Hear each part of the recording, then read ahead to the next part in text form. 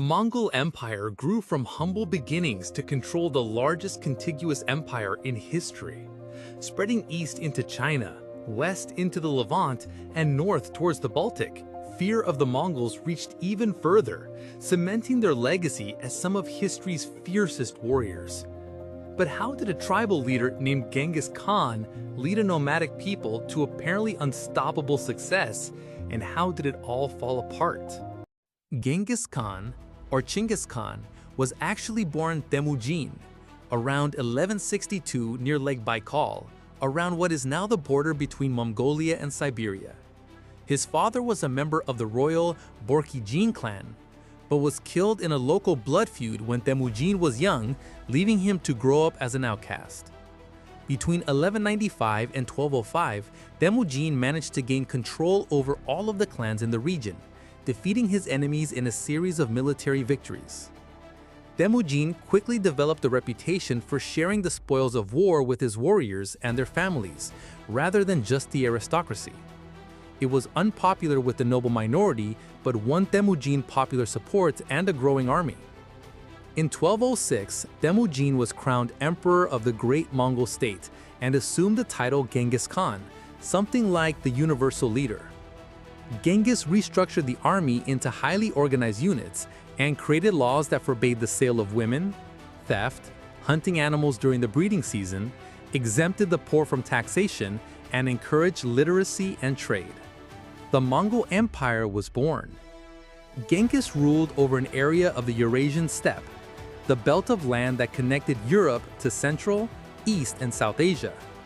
The steppe saw the emergence of the Silk Road that allowed the movement of goods across vast distances. Genghis fostered trade, but also saw in the surrounding regions territories and peoples that were ripe for the taking. With an efficient, loyal army, he looked in every direction for targets. To the southeast of the Mongol lands lay western Xia, part of what is now China. Genghis had raided the area in 1205, returning in 1207 and launching a full-scale invasion that was completed by 1211. This gave the Mongol Empire a tribute-paying vassal state and control over a portion of the Silk Roads that increased their income. From here, the Mongols looked further east to the lands of the more powerful Jin dynasty, overlords of northern China and the Mongol tribes for centuries. Jin forces initially fortified their position behind the Great Wall, but they were betrayed by one of their own, and at the Battle of Yehuling, the Mongols were reported, perhaps with some exaggeration, to have slain hundreds of thousands. Genghis now moved on to the Jin capital of Jiangdu, modern-day Beijing. This fell, forcing the Jin rulers south, where Genghis's third son and heir, Ogedei Khan, would later complete the conquest. When Genghis's forces also took the Kara-Katai lands to the west, his domain came into direct contact with the Muslim Khwarezmia lands, which touched the Caspian Sea in the west and the Persian Gulf and Arabian Sea to the south. Initially, Genghis seems to have had no intention of conquering these lands. He sent an embassy with gold, silver, pelts, and textiles to initiate trade, but when it reached the city of Otrar, the caravan was attacked. Genghis next sent 3 ambassadors to the Shah, 2 Mongols and 1 Muslim. The Shah had all 3 men shaved and sent the head of the Muslim ambassador back to Genghis. Infuriated, Genghis prepared his largest invasion to date, leading around 100,000 men over the Tian Shan Mountains. The famed ancient and scholarly city of Samarkand, in what is now Uzbekistan, fell, despite elephants being used to protect the city. Herat, Nishapur, and Merv, 3 of the largest cities in the world, were also destroyed.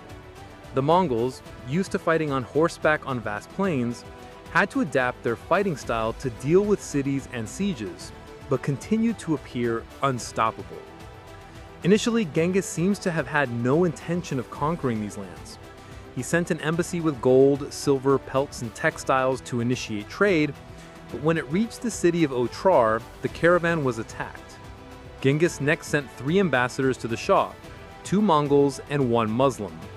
The Shah had all 3 men shaved and sent the head of the Muslim ambassador back to Genghis. Infuriated, Genghis prepared his largest invasion to date, leading around 100,000 men over the Tian Shan Mountains. The famed ancient and scholarly city of Samarkand, in what is now Uzbekistan, fell, despite elephants being used to protect the city. Herat, Nishapur, and Merv, three of the largest cities in the world, were also destroyed. The Mongols, used to fighting on horseback on vast plains, had to adapt their fighting style to deal with cities and sieges, but continued to appear unstoppable. Genghis Khan returned to China but died on 25 August 1227 at Xingqing in western Xia. His eldest son had died the previous year, and he had fallen out with his second son. Genghis's third son therefore succeeded him as Ogedei Khan. A fourth son, Tului, received an army of around 100,000 men and the Mongol homelands. Tradition dictated that a youngest son should receive his father's property. Ogedei Khan continued his father's policy of aggressive expansion. The Mongols had a reputation for brutal tactics.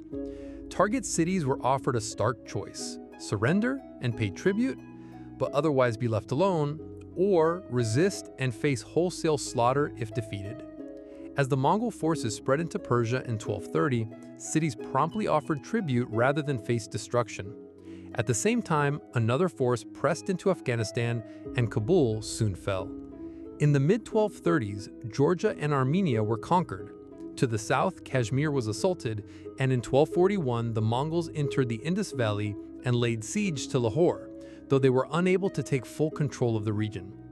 Another Mongol force turned its ferocious gaze west along the steppes towards Europe. They conquered Volga, Bulgaria, occupied Hungary for a time, and pressed as far north as Kiev and the land of the Rus, who gave tribute. Ogedei Khan gave permission for his men to press on to the Great Sea, the Atlantic. Mongol forces attacked Poland, Croatia, Serbia, Austria, and the Byzantine Empire. But in 1241, Ogedei died unexpectedly. Mongol commanders returned to their homeland to oversee the appointment of a successor, but it would take 5 years to resolve the matter, and much to the relief of Western Europe, they never returned. When the dust settled, Mongol Khan, one of Genghis's grandsons, was in power, and he renewed attacks in southern China and the Middle East.